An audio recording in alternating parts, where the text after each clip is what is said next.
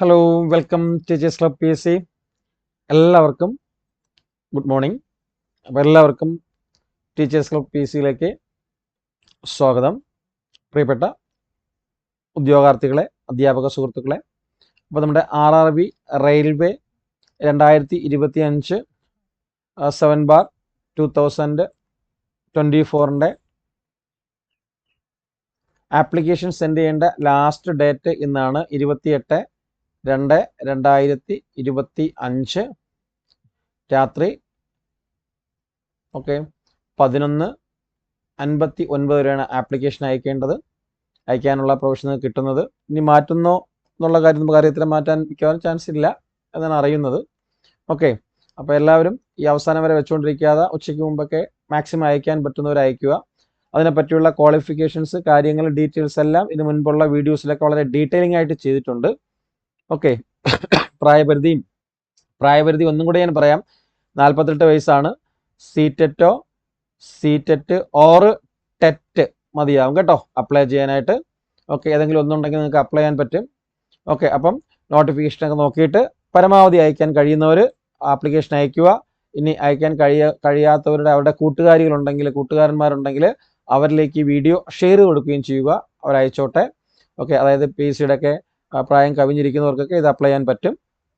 48 വയസ്സല്ല, 48 ഞാൻ എപ്പോഴും പറയുന്ന പോലെ 48ൻ്റെ കൂടെ പ്ലസ് ഒരു 3 ഇയർ കൊറോണയുടെ ഏജ് കൂടെ കിട്ടും. അങ്ങനെ മൊത്തം 51 വയസ്സ് വരെ അപ്ലൈ ചെയ്യാൻ പറ്റുന്നതാണ്. പിന്നെ OBCക്കും SCക്കൊക്കെ അനുവാദ്യമായ റിസർവേഷൻ ഇതിൻ്റെ കൂടെ 5-3 വർഷമായിട്ട് ആഡ് ചെയ്യുന്നതായിരിക്കും. അപ്പോൾ എപ്പോഴും പറയുന്ന പോലെ തന്നെ കാണുന്നവർ എന്ത് ചെയ്യുക, നിങ്ങളുടെ സുഹൃത്തുക്കളിലേക്കും വീഡിയോ എത്തിക്കുക.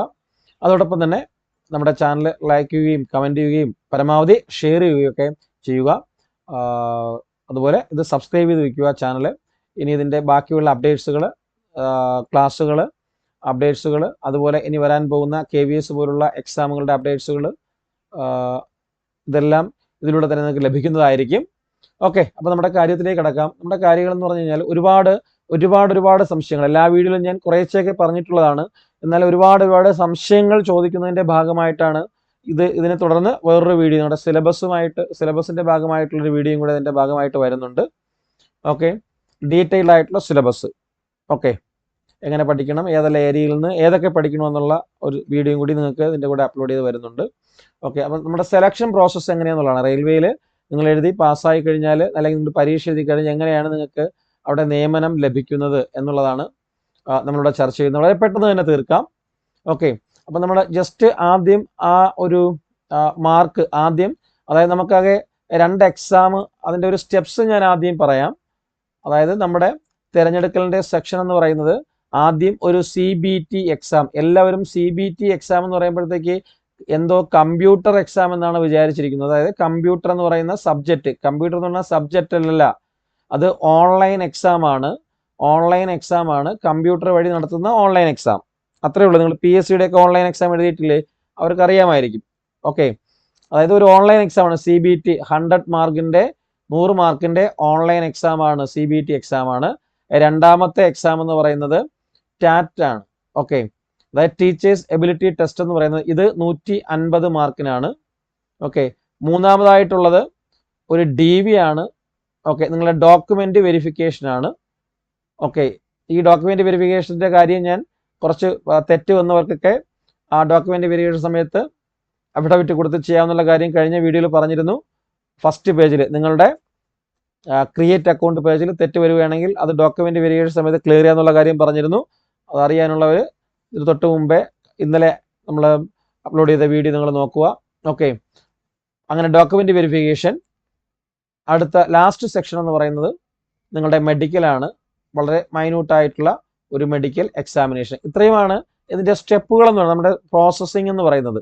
100 മാർക്കിൻ്റെ ഒരു CBT എക്സാംസ്, പിന്നെ 150 മാർക്കിൻ്റെ ഒരു ടാറ്റ് എന്ന് പറയുമ്പോൾ ടാറ്റ് എക്സാം എന്ന് പറയുന്നത് എന്താണെന്ന് ചോദിച്ചു കഴിഞ്ഞാൽ പലർക്കും ടീച്ചേഴ്സ് എബിലിറ്റി ടെസ്റ്റ് ആണ്. ടീച്ചേഴ്സ് എബിലിറ്റി ടെസ്റ്റ് എന്ന് പറഞ്ഞാൽ പ്രധാനമായിട്ടും നിങ്ങളുടെ ഡെമോ ക്ലാസ് ആണ് കേട്ടോ. നിങ്ങൾ LP-UP ഇൻ്റർവ്യൂവിനും HSI ഇൻ്റർവ്യൂവിനൊക്കെ പോകുമ്പോഴത്തേക്ക് നിങ്ങൾ ഡെമോ ക്ലാസ് എടുക്കാറുണ്ടല്ലോ.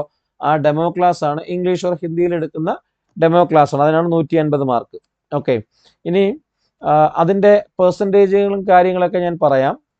അപ്പം ആ അതിൽ ആദ്യത്തെ എക്സാമിനെ കുറിച്ച് നമ്മൾ പറയാം. 100 മാർക്കിൻ്റെ CBT എക്സാമിനെ കുറിച്ച് ഞാൻ പറയുകയാണ്. 100 മാർക്കിൻ്റെ CBT എക്സാംസ്. 100 മാർക്കിൻ്റെ CBT എക്സാംസ് എന്താണെന്ന് ചോദിച്ചു കഴിഞ്ഞാൽ ഇതാണ് സിലബസ് എന്നുള്ളത്. 100 മാർക്കിൻ്റെ, അതായത് പ്രൊഫഷണൽ എബിലിറ്റി എന്ന് പറയുന്ന 50 മാർക്കിൻ്റെ ചോദ്യം. പ്രൊഫഷണൽ എബിലിറ്റി എന്ന് പറയുമ്പോഴത്തേക്ക് എന്താണെന്നുള്ളത് സിലബസ് ഡിസ്കസ് ചെയ്യുമ്പോൾ ഡീറ്റെയിൽ ആയിട്ട് പറഞ്ഞു തരുന്നതായിരിക്കും. നിങ്ങൾക്കറിയാം സൈക്കോളജി റിലേറ്റഡ് ആയിട്ടുള്ള ഭാഗങ്ങൾ, അത് 50 മാർക്കിനും അതോടൊപ്പം തന്നെ ജനറൽ അവയർനെസ് 15 മാർക്ക്, 15 ചോദ്യം. General intelligence and reasoning 15 mark. Mathematics 10 mark, കണക്ക് 10 mark. General science 10 mark. General science എന്ന് പറയുമ്പോഴത്തേക്ക് ഫിസിക്സ്, കെമിസ്ട്രി ആൻഡ് ബയോളജി എന്ന് പറയുന്നതാണ്. ഇതാണ് ഫസ്റ്റ് 100 മാർക്കിൻ്റെ CBT എന്ന് പറയുന്നത്. 100 മാർക്കിൻ്റെ CBT. ഓക്കെ, അപ്പോൾ ഈ 100 മാർക്കിൻ്റെ CBTയിൽ എന്താ പറയുക, 100 മാർക്കിൻ്റെ CBTയിൽ നിങ്ങൾ, ഞാൻ പറഞ്ഞായിരുന്നു സിലബസ് നമുക്ക് അടുത്ത ഒരു വീഡിയോയിൽ ഞാൻ ഡിസ്കസ് ചെയ്യാം. അപ്പോൾ വീഡിയോ ലെങ്ത് കൂടത്തില്ല, നിങ്ങൾക്ക് നോക്കാൻ എളുപ്പമായിരിക്കും. ഓക്കെ, അപ്പോൾ 100 മാർക്കിൻ്റെ CBTയിൽ നോക്കിയോ, the minimum percentage off mark eligibility in various communities unreserved. അതായത് ജനറൽ കാറ്റഗറിക്ക് 40 ആണ്. ജനറൽ കാറ്റഗറിക്ക് 40 മാർക്ക് വാങ്ങിയാൽ മതി. 100-ൽ CBT നമ്മുടെ ആദ്യ എക്സാമിൻ്റെ, ഞാനിപ്പോൾ പറഞ്ഞ എക്സാമിൻ്റെ CBTയിൽ 100 മാർക്കിൽ 40 മാർക്ക് വാങ്ങിയാൽ മതിയാകും പാസ്സാകാനായിട്ട്. പക്ഷേ ആ 40 മാർക്ക് വാങ്ങുമ്പോൾ ശ്രദ്ധിച്ചുകൊള്ളണം, 1/3 എന്ന് പറയുന്നത് പോലെ നെഗറ്റീവ് മാർക്കിംഗ് ഉണ്ടായിരിക്കും. നമ്മുടെ PSC പോലെ തന്നെ നെഗറ്റീവ് മാർക്കിംഗ് ഉണ്ട്.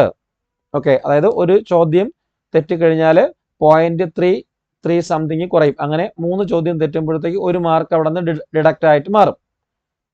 യഥാർത്ഥത്തിൽ അതിൻ്റെ ഫലം എന്ന് പറഞ്ഞു കഴിഞ്ഞാൽ 3 ചോദ്യം തെറ്റുമ്പോഴത്തേക്ക് ആ 3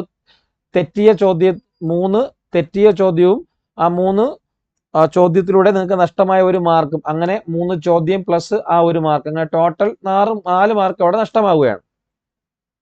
അങ്ങനെയാണ് നെഗറ്റീവ് വരുന്നത്. വളരെ സിമ്പിൾ, 40 മാർക്കാണ് അൺറിസർവ്ഡിന്.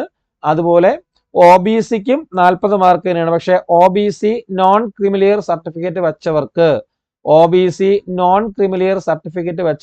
30% മാർക്ക് മതി പാസ്സാകാനായിട്ട്. അതായത് 100-ൽ വെറും 30 മാർക്ക് വാങ്ങിച്ചു കഴിഞ്ഞാൽ, 100-ൽ വെറും 30 മാർക്ക്, 100-ൽ വെറും 30 മാർക്ക് നിങ്ങൾ വാങ്ങിക്കഴിഞ്ഞാൽ OBC NCL non creamy layer certificate ഉള്ളവർ എത്ര മാർക്ക് വാങ്ങിയാൽ മതി? only 30 മാർക്ക് വാങ്ങിയാൽ മതി.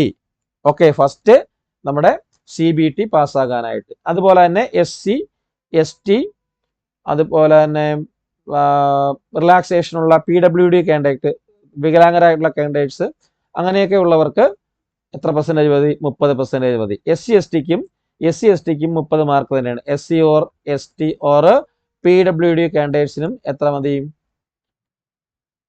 PWD അല്ല, PWBD എന്നാണ് പറയുന്നത് കേട്ടോ. PWD കാൻഡിഡേറ്റ്സിനും 30% mark. അപ്പോൾ ഓർക്കുക, ജനറൽ കാറ്റഗറിക്ക് 40 മാർക്ക്, OBC NCL വെച്ചിട്ടുണ്ടെങ്കിൽ 30 മാർക്ക് മതി. SC ST കാൻഡിഡേറ്റ്സിനും PWBDക്കും 30 മാർക്ക് മതി. ഇതാണ് ഫസ്റ്റ് സെലക്ഷൻ എന്ന് പറയുന്നത്.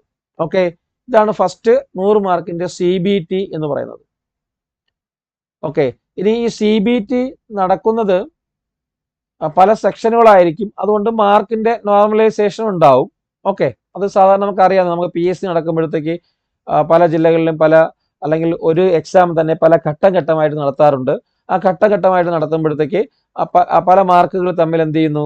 നോർമലൈസ് ചെയ്യാറുണ്ട്, അല്ലേ? അപ്പോൾ ഇത് ഇവിടെയും റെയിൽവേ ടീച്ചേഴ്സിലും അതിൻ്റെ അങ്ങനെ ഒരു സംവിധാനം നടത്തുന്നുണ്ട്. നോർമലൈസിങ് എന്ന് പറയുന്ന ഒരു സംവിധാനം റെയിൽവേ ടീച്ചിങ്ങിലും ഉണ്ട്. Okay, the shortlisting of candidates shall be based on the marks obtained by the CBT performance test, teaching skill test, പിന്നെ ട്രാൻസ്ലേറ്ററിന് ട്രാൻസ്ലേഷൻ ടെസ്റ്റ്. അപ്പോൾ അങ്ങനെ examination may be conducted in multi sessions if multiple sessions of CBT are conducted, the marks will be normalized. Okay, in such a shortlisting for the next stage, DV shall be based on the normalized marks. Okay, അപ്പം അങ്ങനെ ഘട്ടം ഘട്ടമായിട്ട് നടത്തുന്ന exams ആയതുകൊണ്ട് mark normalise ചെയ്തിട്ടായിരിക്കും നിങ്ങളുടെ DVക്ക് അതായത് document വെരിഫിക്കേഷന് വിളിക്കുന്നത്. Okay okay അപ്പോൾ ഇതാണ് ഫസ്റ്റ് CBT എന്ന് പറയുന്നത്. രണ്ടാമത്തത് എന്ന് പറയുന്നത് ടീച്ചിങ് സ്കിൽ ടെസ്റ്റ് ആണ്. ഓക്കെ ഇപ്പൊ ഡാൻസ്, മ്യൂസിക് അല്ലെങ്കിൽ മറ്റു സ്കിൽസ് അതിനൊക്കെ അപ്ലൈ ചെയ്തിട്ടുള്ളവർ, ക്രാഫ്റ്റ്സ് ഇങ്ങനെയൊക്കെ അപ്ലൈ ചെയ്തിട്ടുള്ളവർക്ക് പെർഫോമൻസ് ടെസ്റ്റ് ഉണ്ടായിരിക്കും. നമുക്ക് ടീച്ചിങ് മാത്രം അല്ലാതെയുള്ള നോർമൽ ടീച്ചിങ് അപ്ലൈ ചെയ്തവർക്ക് രണ്ടാമത്തെ ഞാൻ പറഞ്ഞ ടാറ്റ്, ടീച്ചിങ് സ്കിൽ ടെസ്റ്റ് എന്ന് പറയുന്ന ഈ ടാറ്റ് എന്ന് പറയുന്നത് ഒരുപാട് കാര്യങ്ങൾ അതിൽ പറയുന്നുണ്ട്. അതായത് skill test shall be based on the teaching ability, teaching methodology, content expertise, അങ്ങനെ പോയി കുറേ കാര്യങ്ങൾ ഇവിടെ ഇതുമായിട്ട് ബേസ് ചെയ്തിട്ടുള്ള decision making, creativity, leadership, motivation, quality, അങ്ങനെയൊക്കെയുള്ള കുറേ കാര്യങ്ങളുമായിട്ട് ബേസ് ചെയ്തുകൊണ്ട് നടത്തുന്ന ഒരു ടെസ്റ്റാണ് ടാറ്റ് എന്ന് പറയുന്നത്, അല്ലെങ്കിൽ ടീച്ചർ എബിലിറ്റി ടെസ്റ്റ്, അല്ലെങ്കിൽ ടീച്ചർ സ്കിൽ ടെസ്റ്റ് എന്ന് പറയുന്നത്. ഓക്കെ അപ്പം ഇതില് ഈ ടീച്ചർ സ്കിൽ ടെസ്റ്റിൽ അല്ലെങ്കിൽ ടീച്ചർ എബിലിറ്റി ടെസ്റ്റിൽ പ്രധാനമായിട്ടും the skill test shall range between 50 to 30 minutes as decided by the committee. Okay അതായത് ഈ ടാറ്റ് എന്ന് പറയുന്നത് 15 മിനിറ്റ് മുതൽ 30 മിനിറ്റ് വരെയാണ് ഉണ്ടായിരിക്കുന്നത് ഡെമോ ക്ലാസ് ആണെങ്കിൽ. ടാറ്റ് പ്രധാനമായിട്ടും ഞാൻ നേരത്തെ പറഞ്ഞു ഡെമോ ക്ലാസ് ആണ് ഉൾപ്പെടുന്നത്. ടാറ്റിൽ ഉൾപ്പെടുന്നത് പ്രധാനമായിട്ടും ഡെമോ ക്ലാസ് ആണ്. ഓക്കെ ഡെമോ ക്ലാസ് ആണ്. അപ്പൊ ആ ഡെമോ ക്ലാസ്സിന് എത്ര മാർക്കാണ്? 150 മാർക്കാണ്. Skill test will be 150 marks. പക്ഷെ ആ 150 മാർക്സിലാണ് നിങ്ങളുടെ സ്കിൽ ടെസ്റ്റ് അനലൈസ് ചെയ്യുന്നത്. there will not be any minimum qualifying marks for skill test. however weightage of അതായത് മിനിമം മാർക്കൊന്നും ഇല്ല. ഈ നേരത്തെ നമ്മൾ CBTക്ക് പറഞ്ഞ പോലെ 40-30 എന്ന് പറഞ്ഞ ഒരു മിനിമം മാർക്കേജ് ഈ ഡെമോയ്ക്ക്, ടാറ്റിന് അല്ലെങ്കിൽ ടീച്ചിങ് സ്കിൽ ടെസ്റ്റിന് ഇല്ല, ഓർക്കുക. ഓക്കെ പക്ഷേ ഒരു വെയിറ്റേജ് ഉണ്ട്. Weightage of skill test should be 15% in total marks. അതായത് 150 മാർക്കിലാണ് ടീച്ചിങ് സ്കിൽ ടെസ്റ്റ് നടത്തുന്നത്. പക്ഷെ അതിൽ മിനിമം മാർക്കൊന്നുമില്ല പാസ്സാകുന്നതിന്. പക്ഷേ ഒരു വെയിറ്റേജ് ഉണ്ട്, 15% എന്ന് പറയുന്ന ഒരു വെയിറ്റേജ് അവിടെ ഉണ്ട്. 15% എന്ന് പറയുന്ന ഒരു വെയിറ്റേജ് തരുന്നു. 150-ൽ 15%. ഓക്കെ 150-ൽ 15%. 150-ൽ 15% വാങ്ങിക്കണം. 15% മാർക്ക് വാങ്ങിച്ചു കഴിഞ്ഞാൽ അതൊരു വെയിറ്റേജ് ആയിട്ട് കണക്കൂട്ടും എന്ന് പറഞ്ഞു കഴിഞ്ഞാൽ ലാസ്റ്റ് അവർ പറയുന്നുണ്ട് എന്താണ്,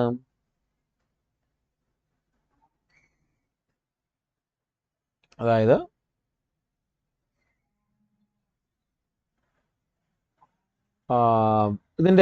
ഇതിന്റെ ആ ഒരു അവസാനം, അതായത് ഇതിന്റെ മെയിൻ റാങ്ക് ലിസ്റ്റ് നിങ്ങൾക്ക് ഇടുമ്പോഴത്തേക്ക്, അതായത് സ്കിൽ ടെസ്റ്റ് CBTയും കഴിഞ്ഞു, അതുപോലെ തന്നെ ടാറ്റും കഴിഞ്ഞു, ടീച്ചേഴ്സ് സ്കിൽ ടെസ്റ്റ് അല്ലെങ്കിൽ ടീച്ചേഴ്സ് എബിലിറ്റി ടെസ്റ്റും കഴിഞ്ഞതിന് ശേഷം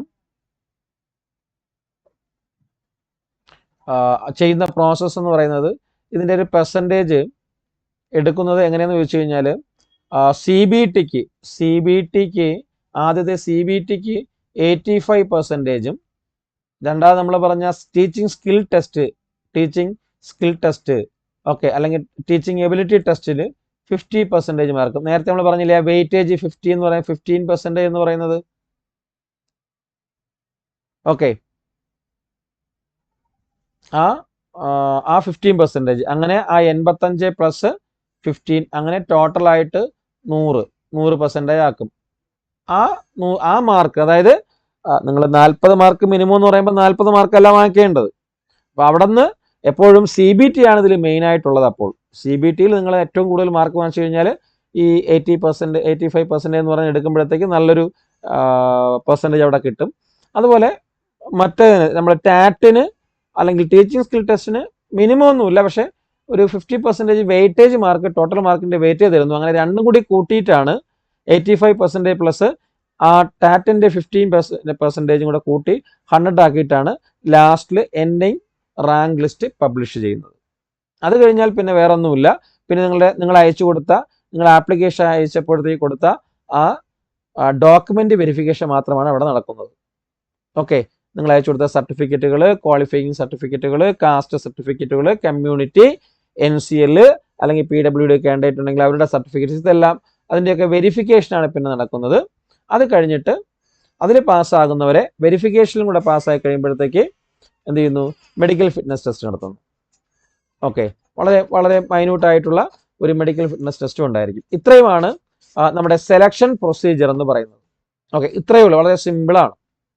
ഓക്കെ, അപ്പോൾ ഇത് കുറേ പേര് കുറേ ഡൗട്ട്സുകൾ കമൻസ് സെക്ഷനിലൂടെയും അല്ലാതെയൊക്കെ ചോദിച്ചത് കൊണ്ടാണ് ഒന്നും കൂടി ഞാൻ പറഞ്ഞു തന്നത്.